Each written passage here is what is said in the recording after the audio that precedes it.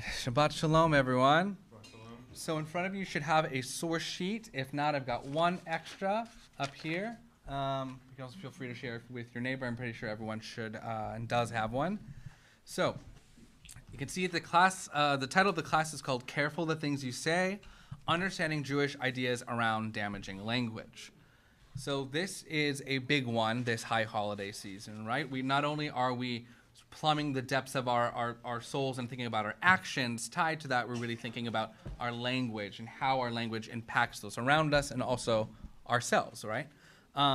So this is a kind of a long-ish source sheet. We're gonna sail through it a lot faster than it appears that we are. So let's go ahead and get started here just with the first source. We're gonna begin to move through a couple sources talking about what the rabbis thought about damaging language, around what they thought about Lashon Hara, talking about the stakes of Lashon Hara, how important it is that we avoid it, how important it is that we're careful with our language.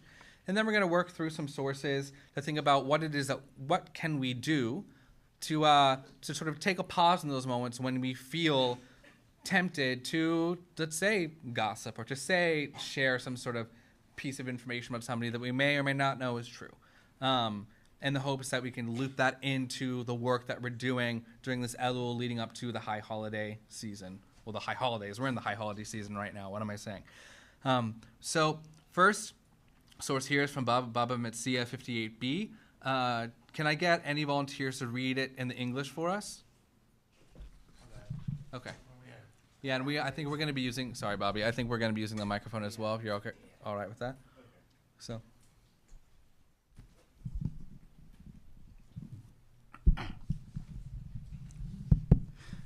The Gemara relates that the Tana, who recited Mishnayot and Baraitot in the study hall, taught a Baraita before Rav Nachman ben Bar Yitzchak. Anyone who humiliates another in public, it is as though he were spilling blood. Rav Nachman ben Bar Yitzchak said to him, "You have spoken well, as we see that after the humiliated person blushes, the red leaves his face, and pallor comes in its place, which is tantamount to spilling his blood." Abaya said to Rav Dimi, "In the West, i.e. Eretz Yisrael, with regard to what mitzvah are they particularly vigilant?" Rav Dimi said to him, "They are vigilant in refraining from humiliating others. As Rabbi Hanina says, everyone descends to Gehenna except for three." Thank you. So pretty severe thoughts around humiliating a person, right? Here in Bava Metzia, humiliating somebody is made equivalent to spilling blood, right? To killing a person, which is a pretty big no-no, right? I think we can all agree on that. I would love to hear some thoughts as to why. Why are the rabbis making this equivocation? Why have they made the stakes so high when it comes to humiliating somebody? You can take a second to think about that question. I'd love to hear an answer or two. Because the destruction of the temple was because of bad speech, or humiliating somebody. Right, so great. So what Irv's talking about is the idea of sinat chinam, this famous reason for the destruction of the temple with Kamsa and Bar Kamsa, this sort of mistaken identity of one being invited to a party when he wasn't supposed to be, and his enemy saying, "Please leave, please leave." And he's saying, "Please don't humiliate me in front of my friends." Kicks him out. Then this guy goes and, basically badmouths to the authorities, and that precipitates, in the rabbinic mind, the destruction of the temple, right? So I think that is an example of sort of the ripple effects that our words can have. Not only are we humiliating somebody, which is something that we obviously, or maybe not so obviously, we're saying it, so perhaps it's not so obvious, something we shouldn't be doing, but our words don't just stay where they land. They scatter. Yeah. I spoke to someone today. He was a friend of mine. Sure. He left our organization 18 years ago, and he still has a grudge against someone he didn't like, who he mutually felt had a problem with the way he treated people. 18 years later. Wow. Excuse me, people have grudges that last back to their childhood, and they're 90 years old and they still have grudges that lasting back to their childhood. So 18 years is a drop in the bucket. Well, I wouldn't say it's a drop in the bucket. It sounds pretty significant to me, but that just goes to show. Yeah, maybe, yeah. It goes to show the lasting effect of damaging language. It stays with us. It sometimes can become a part of us, and humiliation stays. It does. It's. I don't think I'm any different from any other person when I think about those moments when I felt humiliated. Sometimes we may be obsessing over them and processing them and thinking it through and just trying to get through it because it makes an impact on us when we experience humiliation at the hands of somebody else. Yes, Joey? Yes, it's like that story of the rabbi who told someone to scatter the feathers from a pillow. Mm-hmm. That's perfect. So there's this great story, which I'm sure many of you in the room are familiar with, but I'm just going to give the spark notes of it. There's this story where there's a man who was going around and he's basically bad-mouthing his rabbi, talking bad about him. He doesn't like him. And, eventually everyone sort of heard the gossip that he is spreading. And then he begins to reflect and feel badly. So he goes to the rabbi and he says, Rabbi, this is what I've been doing. I've been sharing all of this gossip about you, all of this hearsay, and I just feel so terrible. And I really want to ask you for your forgiveness. Will you forgive me? And the rabbi says, I'll forgive you. And he's like, okay. But first, before I forgive you, what I need you to do is meet me at the top of this building with a feather pillow. The man says, okay, a little bit weird. All right, sure, I'll get a feather pillow. I'll meet you there. Gets his pillow, meets the rabbi. They're at the top of the building, windy day. And the rabbi says, okay, now what I want you to do is I want you to take this feather pillow, cut it open, and scatter all the feathers. And the man says, okay, sure. I don't know if this is some ritual my rabbi wants me to do, but I'll do it. He's my rabbi. I owe it to him. So he cuts open the pillow, and all the feathers go flying through all the streets of the city. And for a moment, it's really quite beautiful. And then the man asks, okay, Rabbi, have you forgiven me? And the rabbi says, well, no, not yet. I'll forgive you when you can go and gather each and every one of those feathers and put them back into this pillow. And he says, Rabbi, that's impossible. How could I possibly gather all these feathers? They're everywhere. And the rabbi says, well, just like those feathers are everywhere and impossible to gather again, so too are the words of Lashon Hara, essentially, that you have spoken. Right. So thank you, Joey, for bringing that into our consciousness, to our awareness today. Any other thoughts before we move on to this next part of Baba Metzia? Yeah? Use the mic or not? No. Okay. So I'll try to sum up what you're saying, if that's okay. Well, I'll try to speak louder. My question is, why are these people, I'm assuming this is Talmud Bavli, saying that in Jerusalem they are especially vigilant about Lashon Hara? What I want to know is, what is the significance of why they would be especially vigilant in this regard in Eretz Yisrael as opposed to Shechita, which would be another mitzvah? Sure. This particular one. So the question is, why are we being told that folks are especially careful not to humiliate people in Eretz Yisrael? Why is there significance to them being in Eretz Yisrael? Thoughts? I think it's an interesting question. Thoughts? Reflections? Yeah? You mentioned specifically Jerusalem, and I'm thinking immediately of the destruction of the temple. Right. So Right. It's like there's an energy component to it, the proximity to the place where a major damage occurred. Right, I think that's great. That sort of brings back into the conversation what Irv brought up with Asina Chinam and Bar Kamsa on the destruction of the temple. But maybe it could be many things, but maybe it is just awareness of the damaging power of speech, specifically to the people in Jerusalem who experience that. Great, let's move on to the next part here in Baba Metzia. Can I have another volunteer to read in the English for us? Thank you. This is from Baba Metzia 58b. That's right. The Gemara asks, does it enter your mind that everyone descends to Gehenna? Rather, say, anyone who descends to Gehenna ultimately ascends, except for three who descend and do not ascend. And these are they: one who engages in intercourse with a married woman, as this transgression is a serious offense against both God and a person, and one who humiliates another in public, and one who calls another a derogatory name. The Gemara asks with regard to one who calls another a derogatory name. That is identical to one who shames him. Why are they listed separately?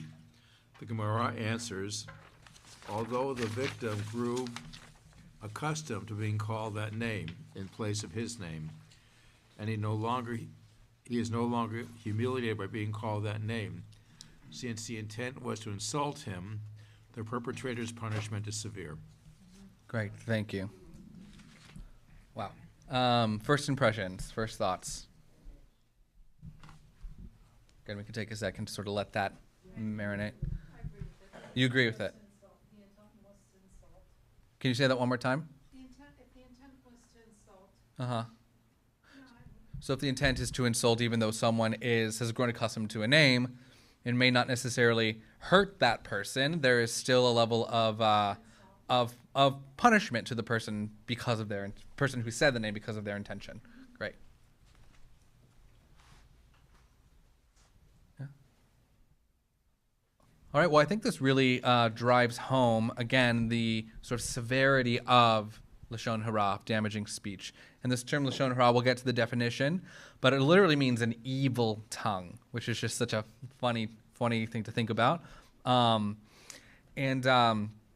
it's interesting that this idea of intent is brought into the equation here, even if you didn't necessarily, if somebody was, I don't know, let's say,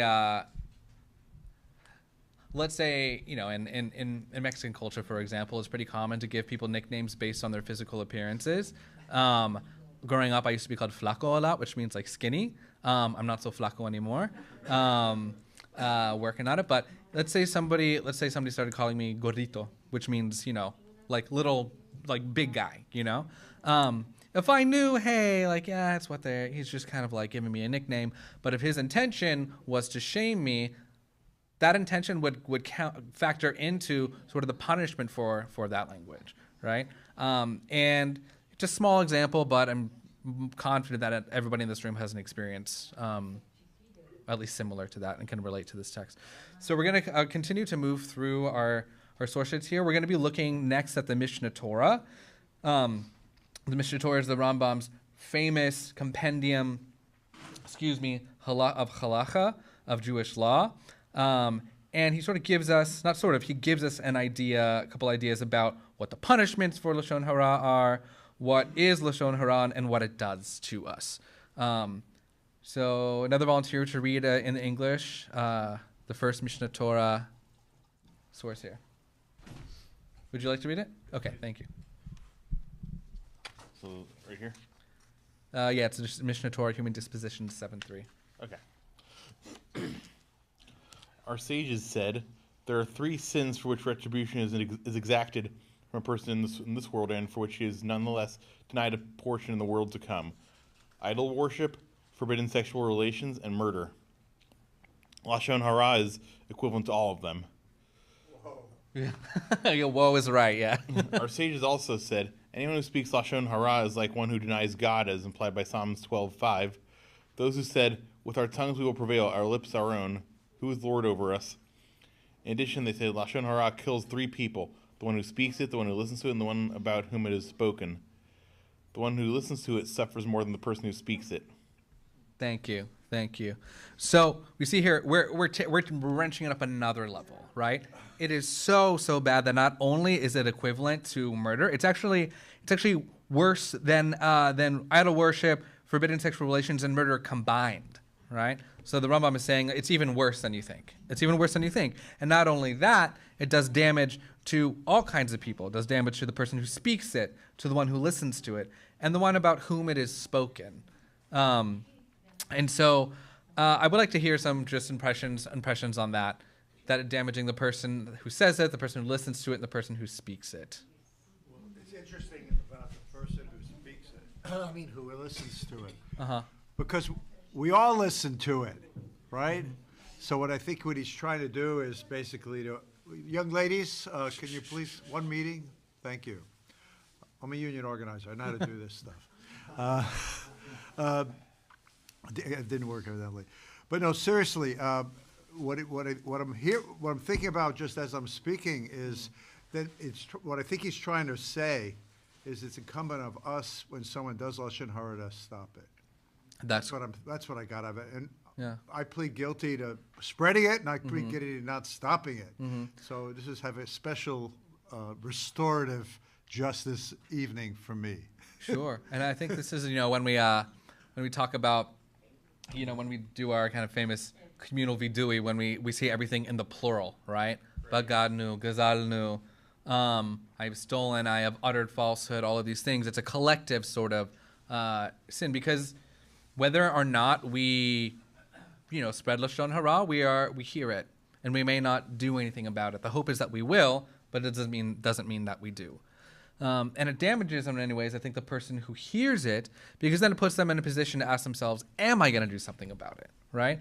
So not only is the one who is spreading Lashon Hara hurting the person about whom they're speaking, they're also putting the people who hear it in an ethically compromised situation, right? So again, we can sort of see why the Rambam is saying that this is worse than all of these horrible other sins combined, Lashon Hara is.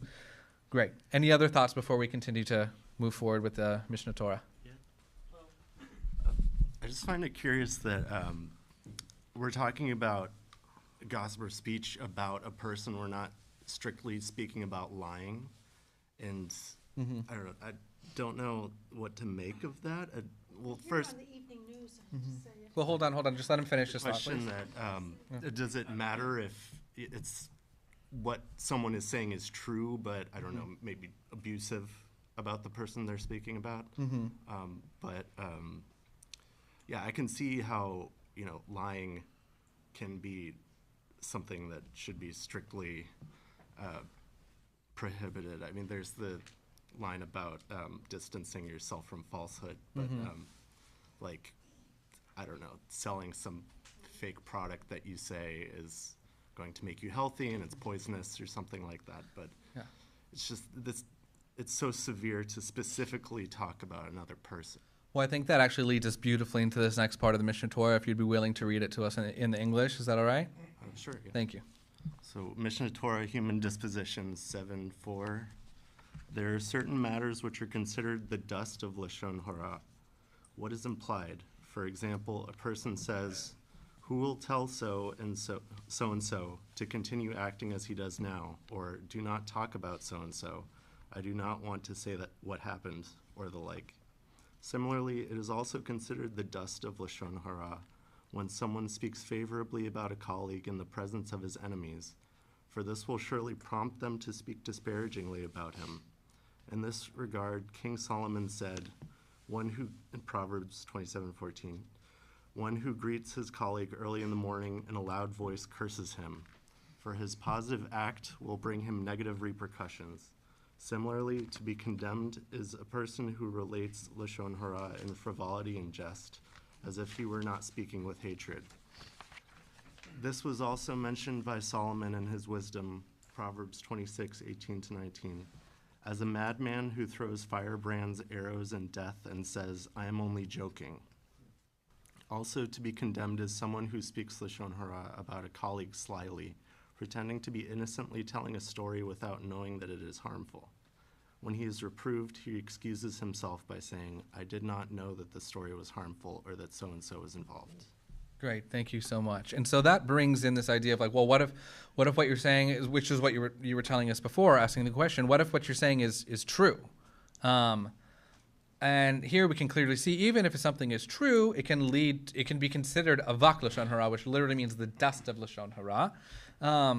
And we'll get into the definition of that in one second. But for now, let's think about it as something that's sort of like Lashon Hara adjacent, or can lead to Lashon Hara. The Rambam is saying, you maybe you're just making a joke, but you also know that it's kind of a terrible thing to say, and you want to protect yourself by saying, "Oh, just relax, it was just a joke." Still not good. Still a vak Lashon Hara. Could be that you have a friend who's just really good at Hebrew or something, for example, right? And there are classmates that are jealous of her, and someone comes up and says, "Wow, I heard you did really well in your Hebrew exam. You got 100%." and loudly in front of the people who are jealous of her. And it could be that those people suddenly then feel some resentment against her, which could lead to Lashon Hara or other, hopefully just Lashon Hara. And the thing you said was true, right? The thing you said was true, but you said it in front of people who may not have the best interest of this person in mind. Great. I would like to hear any other thoughts, impressions. Well, just hold on one second if we can get the. It just seems to me that without further context, this particular passage goes too far.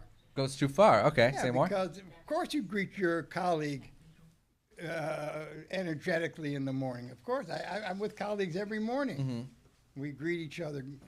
So this seems to me there must be more to the context here. Because that would to follow this would inhibit me so much. I'd be afraid to open my mouth, especially to make a joke. I mean, people have different political points of view. I mean, it's just if you don't joke about it, you take it too serious, it becomes oppressive. Sure. So that's a great point. Is this going too far? Is this too much? Is this too much to ask of a person? I don't know. I wonder if we think it's going too far, then maybe that means that we need to be thinking more about our speech. Because it could be just like the feathers. We've cast a feather, it's gone off into the wind, but we don't know where it's gone. We don't know if we can get it back. So not to say that, in making a joke, somebody necessarily has ill will, but to just sort of flash us back to Baba Batra, even though, I would flip it on its head. It could be that, like, even if you didn't have ill will, you could have had a negative impact, right? Even if that wasn't your intention. But yeah, it's a lot to ask. It's difficult, and it's difficult to navigate. And I certainly won't deny that. So. I think all you gotta do is turn on the evening news. Donald Trump calls everybody stupid, everybody's a liar, everybody's conniving, everybody's, he's the biggest name caller there is, and he's a presidential candidate. And I keep wondering, how do we let this guy get away with it? He's a presidential candidate. And he doesn't mention anything specific. He doesn't mention, like, if you would name a specific legislation that somebody backed that you don't agree with, and you want to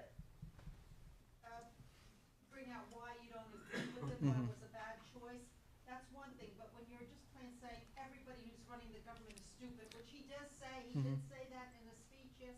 So if I can just sort of reflect back what Rosa is saying for the people who will be listening to this later or currently listening to it, it's important for our leaders to be especially aware of the impact of their words, right? To be even more judicious with the way in which they speak to and about other people, because when you have look, if this shiur is being recorded and people will listen to it on Spotify, I hope. If not, that's okay too. If I were to say something terrible, God forbid, that would be abdicating my responsibility as a sort of fledgling leader here in my capacity as a rabbinic intern, and that would be unbecoming of a future leader, right? So we need to be especially careful because, at the end of the day, we are really looking to our leaders for an example. Yeah, Bobby?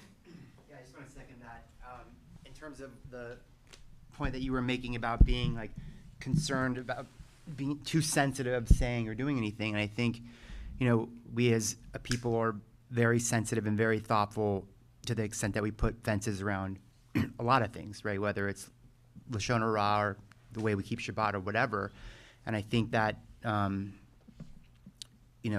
with each individual person, we see the B'Tselem Elohim in them, we see the holiness in them, and it's a sense of getting to know them and who they are and what makes them tick and what resonates with them. And sometimes we're gonna fall short, and I think it's just a matter of learning from those mistakes and reapplying ourselves and choosing more careful language for the people that it matters to. It was funny though, just as a joke, when I was saying good morning to somebody, I feel like that's like the analogy to like my wife or me who haven't had coffee yet in the morning, and the other person's like really jovial and says good morning, and they're like really cranky because they haven't had anything yet. I haven't had coffee since 1992.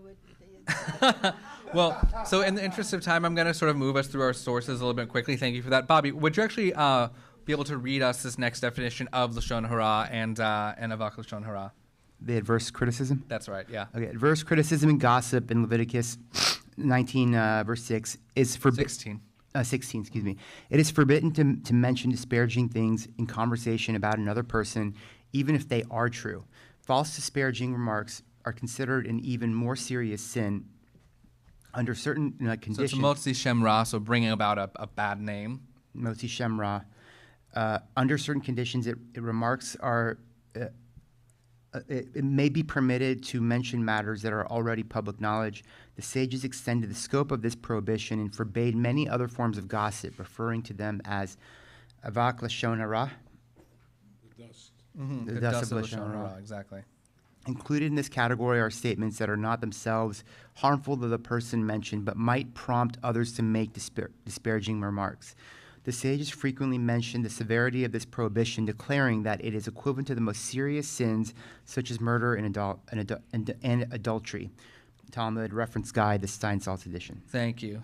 So this definition really brings together all the things that we've been talking about, right? Whether it's true, whether it's not true, whether it could lead to even more severe lashon hara. All these things, they are forbidden, to use a very dramatic word. Great. So let me just take a quick glance here to see what it is we can accomplish in the next couple of minutes. So I'm just going to move us through the next couple of sources, and then we'll sort of come together and talk a little bit about it more. So I'm going to skip the Sanhedrin piece for now. So Pirkei Avot here. Rabban Shimon ben Gamliel used to say, on three things does the world stand: on justice, on truth, and on peace. As it is said, execute the judgment of truth and peace in your gates. So, actually, I really have to bring in the Sanhedrin for this, so let's go back to that. So, in the Sanhedrin 6b, Rabbi Yoshua ben Korcha says, is it not that in a place where there is strict judgment, there is no true peace, and in a place where there is true peace, there is no strict judgment? So, if the world stands on three things, truth, peace, and judgment, but if there's strict judgment, there's no peace, and if there's strict peace, there's no judgment, then what's the middle ground between peace and judgment? I would say it's truth. And the truth is not an easy thing to get at, right? Many of us have heard the sort of the old adage that, you have your story and I have my story, and the truth is somewhere in between. It may not be that the result of that is totally peaceful or totally judicious, but at least we're working together to find some sort of truth. Yeah. What's being said essentially is that if you say, okay, we're going to make peace with everything, then you don't have any judgments and you don't have any standards. Right. You're right, everybody's right, then there is no such thing as truth or standards, etc. But if you're going to, and we all have compassion for our own faults without exercising compassion for somebody else's faults. Right. So the question becomes, how do you balance? Moral excellence is oftentimes in the balance. Yeah. And the balance is between strict judgment, then everybody fails. Strict peace, then nobody's doing anything wrong. And consequently, you have to achieve a certain measure of balance. The rabbis also ironically balance this with one other category that presumes that gossip is going to be a full measure of reality, because they have the concept of maritayin. What's called maritayin. You can't do certain things because people are going to misinterpret that and presume something else. Right. And part of the discipline of a culture, ironically, is gossip. And part of what the rabbis admonished is don't do certain things because people are going to say X, Y, and Z about you. And consequently, they presume that. And if you do a sociology of religious orthodoxy, in Judaism, you will find that gossip is one of the major tools of discipline. Of discipline? Of discipline. Okay. You don't do certain things because what people will say about you. And consequently, as they admonished, they also understood that it was a natural modality of human behavior, and they erected a range of restrictions to make sure that it didn't get out of hand.